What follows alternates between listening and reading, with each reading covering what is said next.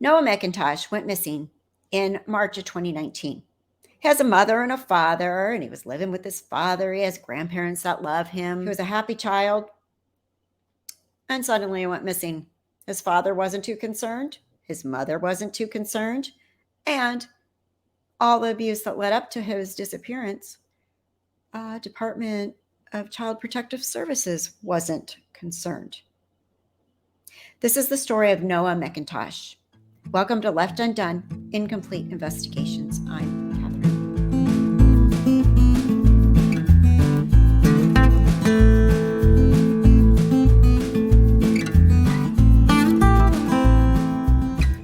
Hi, and welcome back. Welcome to Left Undone. Like I was saying, we're going to talk about little Noah McIntosh. Noah McIntosh was born on March 31st, 2010, and his parents' names are Bryce McIntosh and Jillian Godfrey. Noah was born with a birth defect. It was called bladder exstrophy, and this condition caused his bladder to be born on the outside of his body. He had surgery to correct it as an infant, but it did affect Noah's ability to control his bladder. I'm not sure about the history of his parents, but they were never married and they appeared to have a really unusual relationship. They did have 2 children together. And when the second one was born, I don't know if the older one, the little girl, lived with the grandparents off the bat, but from the time Noah was born, he lived in Anaheim, California with his maternal grandparents, Douglas and Maggie Godfrey, and his older sister at that time too. He lived with them up until approximately a year and a half before he disappeared. Jillian, the mom, informed her parents that she wanted the children to go live with their dad, Bryce, and attend school in Corona, California. Anaheim, where the grandparents lived, is in Orange County, and Corona is in Riverside County, California, but they aren't very far apart, probably less than a 30-minute drive between the two. When Noah and his sister moved out of their grandparents' house, they went to live in the Encanto apartments at 4637 Temescal Canyon Road in Corona, California, Bryce's apartment. Bryce worked for, get this, American Medical Response as an emergency med tech, an EMT. And the children lived with Bryce from this point on. Jillian, the mom, was living in her car at the same apartment complex, which I don't really believe. I highly doubt the complex would allow a homeless woman in her car to live there in the parking lot. I personally think she was probably living in an apartment at least part of the time. That's just my opinion from my research. Allegedly, she came to the apartment to visit the children every Tuesday. Neighbors and others that knew Noah, they said he was a really happy child. He was a 3rd grader at Todd Academy in the Corona Norco School District in Riverside County, California. Neighbors said they would see Noah walking his dog around the apartment complex, and often Noah would wait by the complex's gates each day, and he would wave good morning to everyone. Just a sweet little boy, very sweet. But what was happening within his father's apartment was actually horrific. He and his sister faced regular abuse. Noah would receive the brunt of Bryce's abuse. Bryce would be triggered by Noah's bladder accidents, and he actually believed his son was being lazy and not making it to the bathroom. Bryce would severely punish Noah whenever he had an accident. Now, the exact date of Noah's disappearance is currently unknown, but it is believed to have occurred sometime in early March of 2019. I'm bringing attention to this case right now because it's soon to go to trial, and it appears to be a death penalty case. So I would love if other members of the YouTube crime community could take this case on as well. It'll hopefully be televised because Law and Crime did submit the request to televise the case, the trial. So in early March, Noah's 10-year-old sister was staying with her paternal grandfather, Stephen McIntosh. That's Bryce's dad. The sister came back home to Bryce's apartment on March 10th. When Stephen, Bryce's dad, dropped the sister off, Bryce told his dad that Noah was missing. But Bryce refused to go to the police to file a missing persons report. And Stephen was a little confused by this. I would say so, right? Like more than confused. I would go to the police myself. Sorry. It's just my opinion. Okay. Thinking back, he remembered a phone call that he had with Bryce back on March 5th. And Bryce said both he and Noah had been suffering from food poisoning at that time. Now, around the same time, Bryce's sister tried to reach him, and she called him because they were having a family event. And Bryce should have attended this event, but Bryce didn't take her calls and didn't return her voicemails. On March 12th, 2019, Jillian, Noah's mom, after speaking with Bryce's sister, she went ahead and contacted the Riverside County Department of Public Social Services, DPSS, and did request a welfare check on her son, Noah. She told them that she hadn't seen him since she dropped him off at Bryce's house on March 4th. She also told them that Bryce had, in fact, told her on March 8th that Noah was missing, but that he would handle it. So police officers were dispatched to check on Noah, but found they were unable to contact Bryce in person or over the phone. So they decided they were going to come back the next day. At 8 a.m. on March 13th, the Corona Police Department Special Response Team showed up to Bryce's apartment to execute a search warrant on the unit and on Bryce's BMW. Not just the police, but they brought the SWAT team. They believed him to possibly be in possession of weapons and to be of unknown mindset. Story: the fate of a missing 8-year-old Corona boy remains a mystery tonight. Where is Noah McIntosh? Police are turning to the public for help. Tonight, KCAL 9 Inland Empire reporter Nicole Comstock is live at the Corona Police Department with the very latest on this case. Nicole? Susie, tonight Noah's grandparents briefly spoke with us here at the Corona Police Department.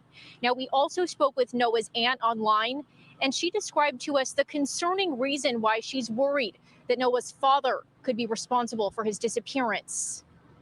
Step up and Heartbroken but hopeful, concerned neighbors in Corona are praying that missing 8-year-old Noah McIntosh will be found in good health.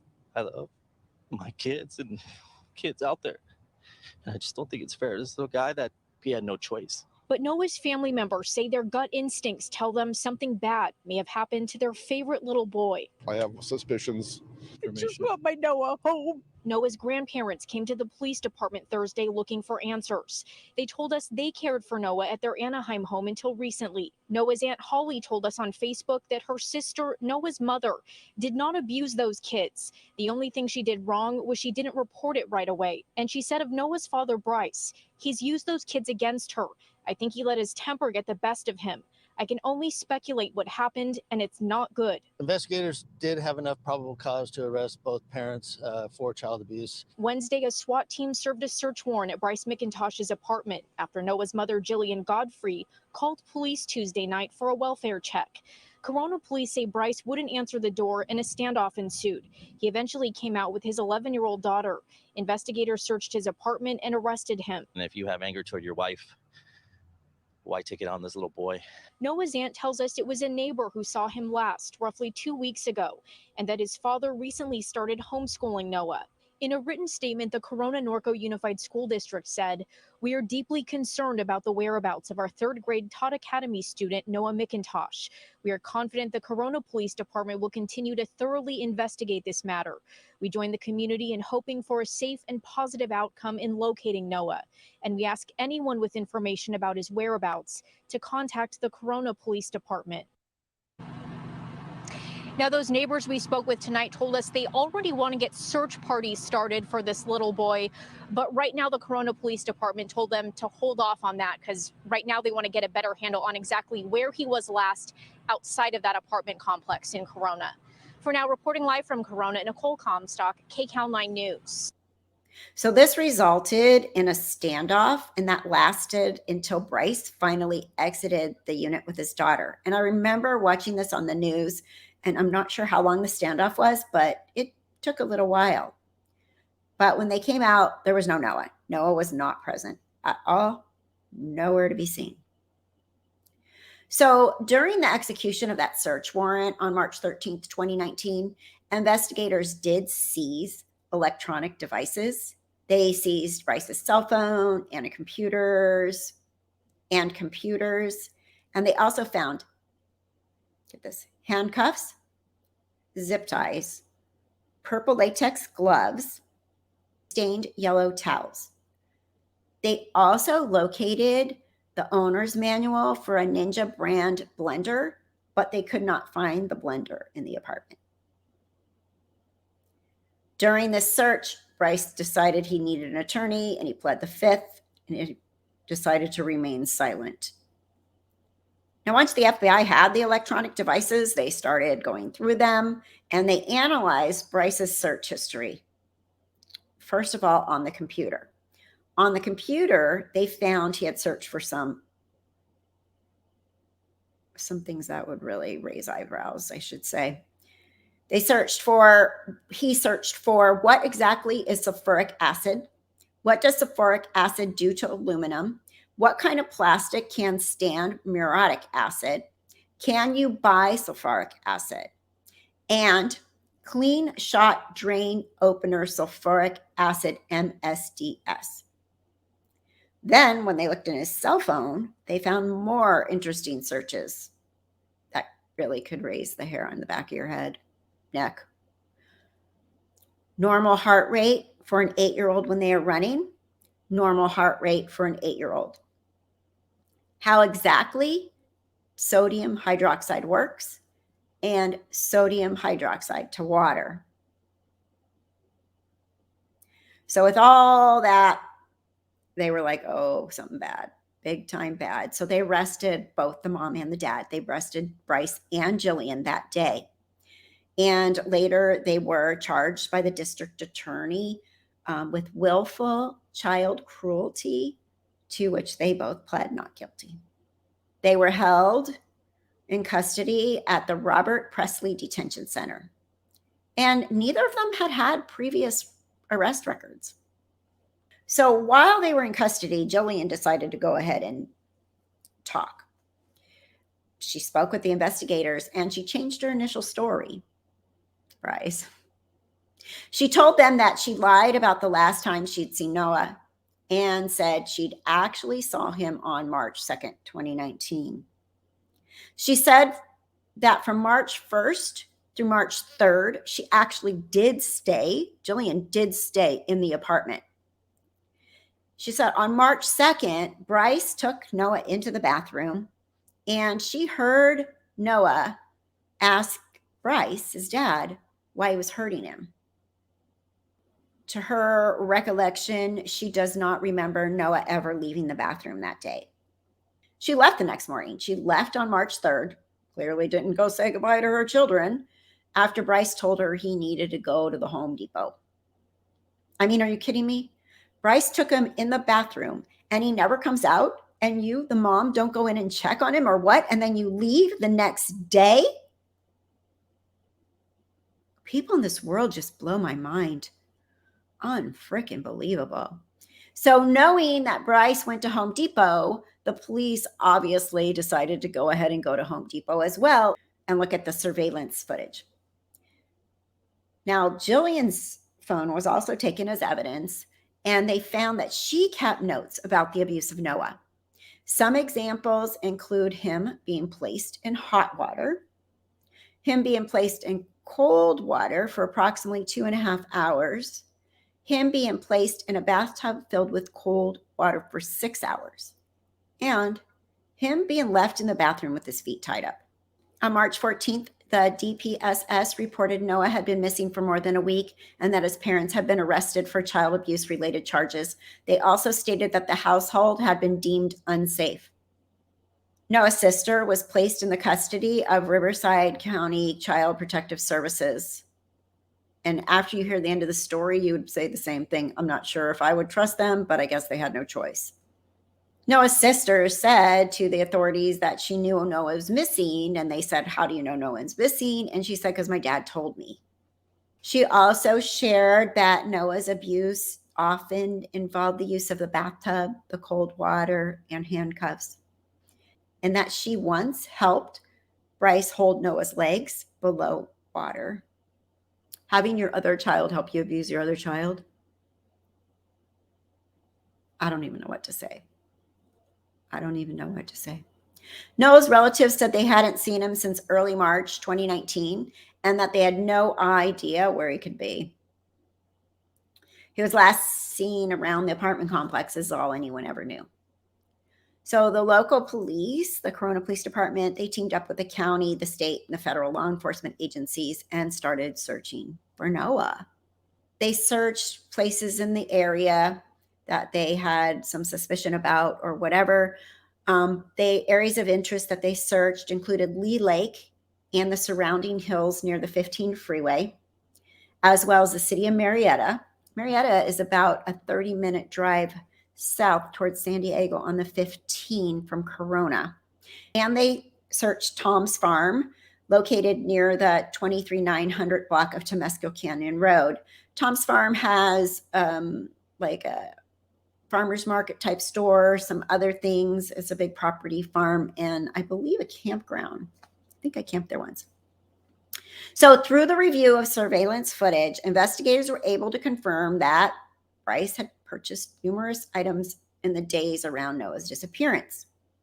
Bryce purchased 2 long cuffed gloves, 24-inch bolt cutters, muriatic acid, and 1 128-ounce bottle of drain opener from a nearby Home Depot store. He also purchased a 32-gallon Brute trash can and a 32-ounce bottle of sulfuric acid drain opener, and he bought those at Lowe's Home Improvement. And he also was found to have bought 2 bottles of drain opener from Target. On March 4th, 2019, data from Bryce's cell phone shows he made a trip to Squaw Mountain Road in Temescal Valley. And that was around 9:27 p.m. And then he went to Target. A day later, his cell phone pinged on Wilson Valley Road in Aguanga. I have no idea if I pronounced that town right. Aguanga is a remote and unincorporated area. It's about 50 miles east of the apartment they lived in, and it pinged there between 9:29 p.m. and 9:50 p.m. So they searched that area on March 16th with a K9 unit, and they found a trash can matching the one purchased with traces of human blood on the inside, homework with Noah M. written on it, several purple latex gloves, a single blue long cuffed glove, parts of a Ninja blender, some blankets and yellow towels, a plastic bag with human blood residue, and empty drain cleaner bottles. When Squaw Mountain Road was searched, investigators found more items, including 1 purple latex glove, a soiled yellow towel, used cleaning wipes, and part of a wooden spoon. When police searched Bryce's car, they found a purple latex glove. It matched the ones found at both the Aguanga and Squaw Mountain Road sites. Both sites, they found those same gloves. On March 18th, 2019, investigators were back at the McIntosh apartment with the FBI this time, also with the forensics team and a plumber. I remember seeing this on the news too when it happened. The plumber brought with him camera equipment, and he removed P-traps from the apartment's bathtubs, bathroom sinks, and the kitchen sink. This 8-year-old little boy has been missing for weeks now. Now, here's what happened last night. Investigators came back to this apartment complex in Corona, the Encanto Apartments. And here's what we could see last night. They brought a plumber onto the property. Now, at this time, we don't have any details on why Noah, again, has been missing for weeks now. His parents were both arrested, and they're facing charges of willful harm against a child. Investigators aren't revealing details on what that means in relation to this case, saying the priority is to find Noah. Detectives have been working around the clock to do just that. Now, while Noah's parents, Jillian Godfrey and Bryce McIntosh, appeared in court on Friday, their arraignment was postponed until April 8th. Now, police, of course, urging anyone out there who believes they have any sort of information that could help investigators find this 8-year-old little boy to call law enforcement. So when he analyzed the pee traps, he found that the ones removed from the bathtubs actually appeared cleaner than the others. So along with searching the drains, investigators also looked through the garage and were seen removing several boxes of evidence from the apartment. People that saw this, witnessed them removing these boxes, said the items were wrapped in a blue tarp and appeared to be large and heavy. On March 20th, 2019, a report was written which noted that Bryce was known to employ a type of discipline that was seen as inappropriate and excessive, and that the abuse risk level of the home had been high.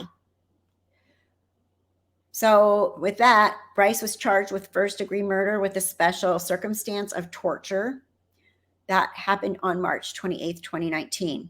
And this charge, he could receive either life sentence without possibility of parole or the death penalty, which you can still be sentenced to death in California. And I believe this is going to be a death penalty case. They just aren't. There's a moratorium on actually executing anyone, but you can still be sentenced. And if we ever get another governor, maybe that'll come back. For weeks, family and friends held out hope that 8-year-old Noah McIntosh would be found alive. But tonight, prosecutors have charged the missing Corona boy's father with first-degree murder. There's also an additional special circumstance charge that could make Bryce McIntosh eligible for a death sentence. KCAL 9's Nicole Comstock is live. Nicole? Yeah, that's right. New details released in this case tonight are so disturbing that a lot of people out here in Corona, where Noah lived with his father, say it was simply too much for them to think about today. What those details do tell them is what a resilient little boy Noah really was. These are some of the last photos ever taken of 8-year-old Noah McIntosh. He was smiling, happy. I have to put on this smiley face and say, hey, nothing's wrong, everything's okay. But now community members in Corona believe Noah was putting on a brave smile, in spite of the physical abuse court documents say his father inflicted on him. And it really wasn't okay. A declaration in support of an arrest warrant for Bryce McIntosh now reveals the abuse involved Noah being in the bathtub, cold water, and Noah being handcuffed. And that Noah's mother, Jillian, said she last saw Noah on Saturday, March 2nd, when Bryce took Noah into a bathroom. While Noah was in the bathroom, she heard Noah ask Bryce, why was he hurting him? You're telling me that this guy did this to his own son? Why? Those documents say Noah's mother, Jillian Godfrey, left the Encanto apartments that day when Bryce said he had to go to Home Depot. Then investigators later found security video of Bryce making purchases there. They also traced his cell phone to an unincorporated area of Riverside County, where they found a trash can, a paper with Noah M written on it, numerous purple latex gloves, and a plastic bag with residue consistent with blood. Keep honoring Noah, keep your support. Joel Domingo Sabas started a fundraiser in Noah's name at Cinnaholic in Corona. He says it's more important for people to remember Noah McIntosh as he was in life. A smart, charismatic kid who didn't let anything get him down. I'm going to remember him as a good kid. He had a good heart, and he brought a community together. That's Well, this Sunday would have been Noah's 9th birthday, and a lot of people out here in Corona want to do something special to commemorate that and celebrate his life. So we'll certainly keep you updated on what transpires with that. For now, reporting live in Corona, Nicole Comstock, KCAL 9 News. Investigators shared that they found trace evidence which left no doubt in their minds that Noah had been the victim of a homicide. And while they couldn't publicly release details due to the ongoing nature of the investigation, they accused Bryce of trying to conceal evidence through the use of acid and other products. And as far as the death penalty goes, I don't love that people are executed, but I like that it's a good negotiating tool for people to just go ahead and plead and get their life in prison. They believe Bryce's black BMW 330i was a key element in the murder and asked anyone who may have seen it between March 4th and March 5th, 2019 to contact them. They also asked residents of Corona, Temescal Valley, and Marietta to call if they remember seeing either Jillian or Noah or Bryce between the dates of February 20th and March 12th, 2019. So this case moved from a missing child investigation into a no-body homicide. In April of 2019, Bryce pled not guilty to both the murder and the child abuse charges. And that same day, the DPSS received notification that they needed to complete a child fatality report for Noah, given his father had been charged with his murder. Towards the end of March of 2019, the residents of Riverside County, they held a candlelight vigil for Noah and hung blue ribbons around the county. Blue ribbons symbolize awareness for child abuse. And the vigil was held at Spyglass Park, and there were local community members and city officials all in attendance. An emotional vigil at a park in Corona. Hundreds of adults and children holding candles and hoping that Noah McIntosh will be found. The smiling 8-year-old seen in these photos disappeared weeks ago. Smile is all we need to brighten someone's day. That's what Noah told me the last time I saw him. Many coming to the gathering wearing blue, Noah's favorite color. I'm wearing it because of Noah, because we were praying for him today. Police started an investigation after the boy's mother, Jillian Godfrey, called and told them she hadn't seen her son in 2 weeks. He was supposed to be staying with his father, Bryce McIntosh, at this Corona apartment complex. Both parents have now been arrested and charged with felony child cruelty. My goddaughter went to school with Noah, and a week and a half ago on Thursday, she asked me, could I please come and spend the night with you? It was very difficult for her. At 8 years old, they don't understand. And a real show of support in this community. Thousands of these blue ribbons have been tied around trees in honor of Noah. Several parents started an online effort to bring awareness to the missing 8-year-old and child abuse prevention. We felt helpless. We just hurt. We just ached. No child deserves to go through any abuse. We just try to keep hope that, he's. I remember seeing that on the news too. I wasn't living in Riverside County at this time. I was in Orange County. Actually, I was up in Oregon by then. But yeah, I remember this really well. Noah's maternal grandfather spoke with the media and told them that a year before his grandson went missing, he had contacted Child Protective Services, fearing that Noah was being abused by Bryce. Family and friends held out hope that 8-year-old Noah McIntosh would be found alive. But tonight, prosecutors have charged the missing Corona boy's father with first-degree murder. There's also an additional special circumstance charge that could make Bryce McIntosh eligible for a death sentence. KCAL 9's Nicole Comstock is live. Nicole? Yeah, that's right. New details released in this case tonight are so disturbing that a lot of people out here in Corona, where Noah lived with his father, say it was simply too much for them to think about today. What those details do tell them is what a resilient little boy Noah really was.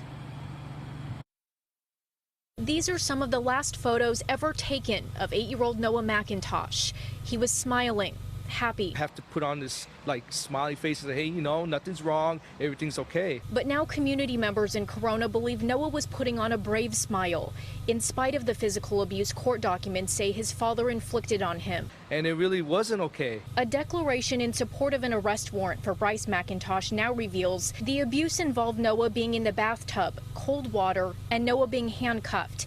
And that Noah's mother, Jillian, said she last saw Noah on Saturday, March 2nd, when Bryce took Noah into a bathroom.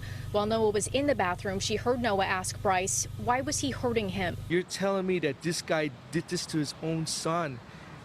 Why? Those documents say Noah's mother, Jillian Godfrey, left the Encanto apartments that day when Bryce said he had to go to Home Depot. That investigators later found security video of Bryce making purchases there. They also traced his cell phone to an unincorporated area of Riverside County, where they found a trash can, a paper with Noah M written on it, numerous purple latex gloves, and a plastic bag with residue consistent with blood. Keep honoring Noah, keep your support. Joel Domingo Sabas started a fundraiser in Noah's name at Cinnaholic in Corona. He says it's more important for people to remember Noah McIntosh as he was in life. A smart, charismatic kid who didn't let anything get him down. I'm going to remember him as a good kid. He had a good heart, and he brought a community together. That's. Well, this Sunday would have been Noah's 9th birthday, and a lot of people out here in Corona want to do something special to commemorate that and celebrate his life. So we'll certainly keep you updated on what transpires with that. For now, reporting live in Corona, Nicole Comstock. Grandfather feels Bryce is responsible for the murder and had been concerned in the past about Bryce's terrible temper, as he is known to be a violent man. He said if given the chance, he and his wife would have taken Noah back in a heartbeat. Gosh, it sounds so much like Kay and Larry Woodcock, huh? They would have taken JJ, but these horrible, horrible, abusive, murdering parents decide to just keep the kid and kill him instead. I don't get it. I don't understand it. If somebody else is willing to take your kid, let them. Upon the request of news outlets, the juvenile court made the decision, a rare decision, to release Noah's DPSS record upon coming to the conclusion that he was most likely deceased. This meant that juvenile confidentialities no longer applied if the child is deceased. Now, this is something that attorney that was representing Noah and his sister did oppose, as there was no proof that the boy was dead, according to the attorney. But the information that was released showed a history of abuse that dated all the way back till 2013. Noah was 3 in 2013. According to the record, the DPSS began receiving reports that Noah was being abused in Orange County in 2013, so 3 years old, because I'm sure Bryce and Jillian had visitation or custody or had them stay with them sometimes. Now, at that time, he had had numerous bruises, including an adult-sized handprint on his buttocks and a black eye. Noah is said to have told social workers that Bryce spanked him in the stomach.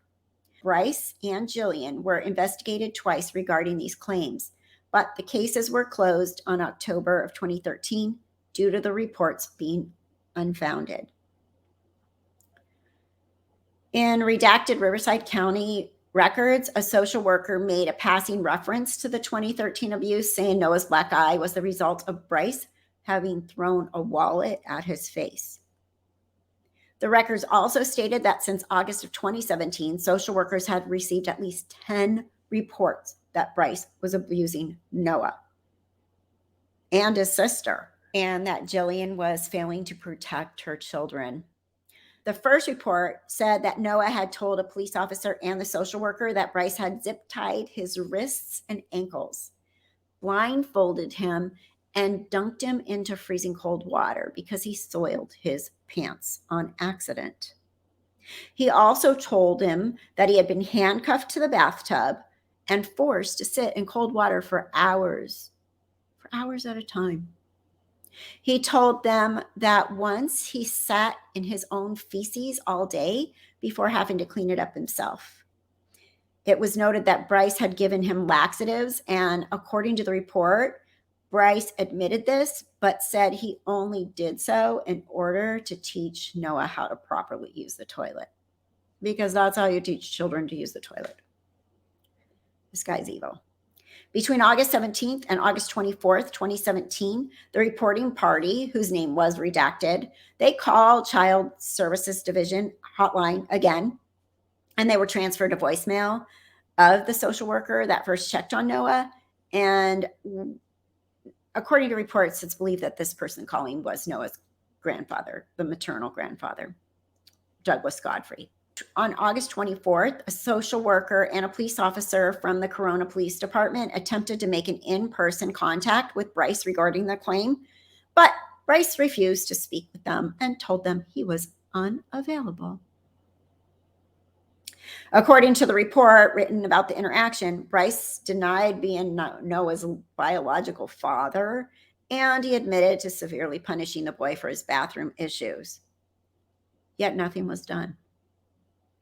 On August 25th, 2017, an officer with the Corona Police Department returned to the apartment to conduct a safety inspection, but he was forced to leave after Bryce refused to open the door.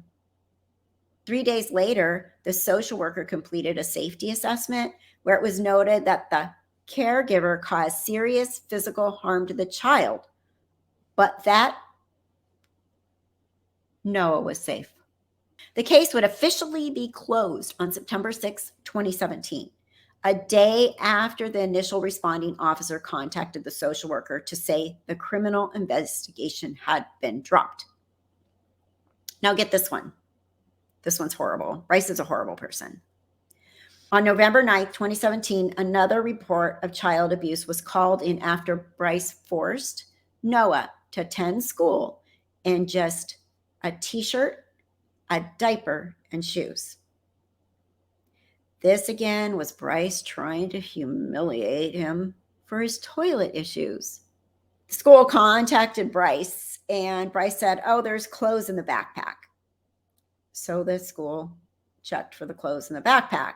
Well, the clothes in the backpack were a pair of female red-pink shorts and a zip-up hoodie with butterflies on it.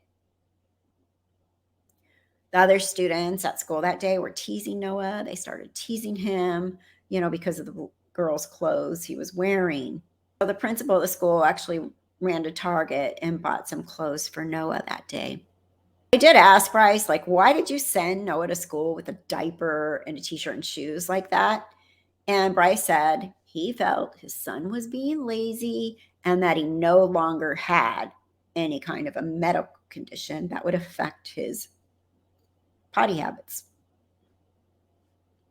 The social worker that investigated the report documented that Jillian had not protected Noah, and the family as a whole needed to seek counseling, parenting classes, or some other form of support. How about take the children? Do your job. Counseling, really?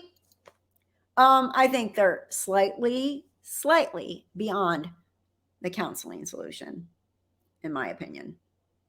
They also wrote that Bryce was punishing Noah in a way that was punitive and humiliating, clearly, and opening the child up to ridicule, as they saw. In November of that year, there were a bunch of other claims. There was a report on November 21st, 22nd, and 28th. And once again, law enforcement and social workers tried to make contact with Noah's parents, but they were unsuccessful. Because if you don't want to talk to the law, I guess you don't have to. Oh God, this case just, it's been under my skin since the day it happened. So Riverside closed its investigation into the family on December 17th, 2017. They cited the reason as the parents' refusal to cooperate. Oh, you don't want us to investigate you for child abuse? Okay. Thanks for letting us know. Merry Christmas. Like what? You can abuse your child in horrific ways, and since you, won't cooperate, nothing is done? Okay. I need to calm down. This one, my blood pressure is probably high. This case just boils my blood. And I know there's a lot of other ones out there that boil my blood too, but this one, God, just because you know how many times people reported this and nothing was done. In February of 2018, Noah once again spoke with a social worker at school, and that social worker also spoke with Bryce. And if only briefly, after a report was called in regarding his and his sister's sleeping arrangements. Don't know what that means. Were they sleeping in the floor? Were they sleeping in the cold? Were they sleeping in the garage? Were they sleeping, it'll probably come out in trial though. An attempt was also made to contact Jillian to try and offer her housing, but because she was still living in her car at the time, but to no avail. I guess Jillian didn't want housing. On February 15th, the social worker reported that the household contained no children likely to be in immediate danger of serious harm. After that, no further claims were called in. At the end of that 18 months, starting in August 2017 and ending in March of 2019, all of the reports except for 2 were closed with the reasons stated as unfounded or inconclusive. The 2 allegations that were not closed were said to be substantiated, and that was in March of 2019, just a week before Noah disappeared. But since the investigating social workers couldn't substantiate the allegations of abuse in person, they couldn't take Noah out of the home. That would have saved his life. October 2019, a civil attorney by the name of Robert Booth, he filed a claim against Riverside County on behalf of Noah and his sister. alleging the county's Department of Public Social Services dropped the ball when they failed to take action in response to the numerous complaints regarding the abuse of Noah and his sister. The claim said that the social workers, who are 5 staff members from the Children's Service Division, had violated their duty to protect the two from abuse, and that their civil rights had been violated as a result. As such, he was seeking an undisclosed amount of money in connection to Noah's disappearance and presumed death. The claim took 6 months to prepare and served as a notice to Riverside County that a suit was going to follow, and gave the county an opportunity to settle or reject the claim altogether. The claim highlighted the mishandling of child abuse and neglect cases at the hands of the DPSS and showed that Noah's case was simply one of many high-profile cases handled by the department. On December 19th, 2019, Noah's mom pled guilty to 2 counts of child endangerment at a pre-trial hearing. The judge actually ordered the plea form sealed, meaning the terms of the agreement Jillian made with the prosecutor in exchange for her admission of guilt could not be made public. And her sentencing is still coming up. It is scheduled now for April of 23. It has changed several times after that plea agreement. She was released on her own recognizance, and she is still waiting for sentencing. There are pictures that were shared online that Jillian did a Snapchat selfie about the day she was released, saying something like, "Friday feels." I believe she was in there for about 16 months. Bryce is currently awaiting trial. The next court date pre-trial conference is coming up in January, this 2023, and hopefully the trial be held soon after. I did look at the court records, and Law and Crime did submit a request to film the trial, so it should be streamed through Law and Crime. It was approved. I do live in this county, Riverside County, and would love to be a juror on that trial, although I'm sure I wouldn't be chosen. Yes, Your Honor, I know this case, and I made a few YouTube videos about it, so guilty. Praying for good jurors that can sentence this guy. From what I'm reading, it will be a death penalty case, and you can be sentenced to death in California, although there's currently a moratorium on putting anyone to death. So maybe we get a new governor, that'll change. Is that the second time I've said that? I've recorded this a few times. But please, Noah's body has yet to be found. It's unclear when he was exactly killed, but the investigators believe it was between March 3rd and 4th, 2019. They did note that a possible motive had been determined, but has not been revealed to the active nature of the investigation, and the police are continuing to look into this case. Noah's maternal grandparents held a memorial for him out of state with close family members. They did say that there will be no closure until his body's found. And then the community was great. From March to April 2019, a local business called Cinnaholic, they sold what they called Noah Cinnamon Roll, which saw 10% of the proceeds donated to the Joyful Hearts Foundation for Child Abuse Awareness. I can find that and put it in the link where you can donate as well. So in closing, Noah Thomas McIntosh was last seen in Corona, California during the early days of March of 2019. He was 8 years old, and what he was last seen wearing is currently unknown. At the time of his disappearance, Noah was 4 foot 5 inches tall. He weighed approximately 55 pounds. He has strawberry blonde hair and blue eyes. His case is classified as a no-body homicide. If alive, he would be 12 years old. And then for contact information, for those with information regarding the case, they can contact the Corona Police Department at either 951-736-2330 or 951-279-3659. And there's an official police tip line that's also been set up at 951-817-5837. If you're new here, please consider subscribing, and more important than subscribing, please share. this case is getting such little attention from the true crime YouTube community. I really hope more people can bring some awareness to this case. It's so important in so many ways. We need the system to be accountable, and we need to stop children from being murdered by their parents and by people that are supposed to be their caretaker. Thank you for watching Left Undone, Incomplete Investigations. I'm Kathryn.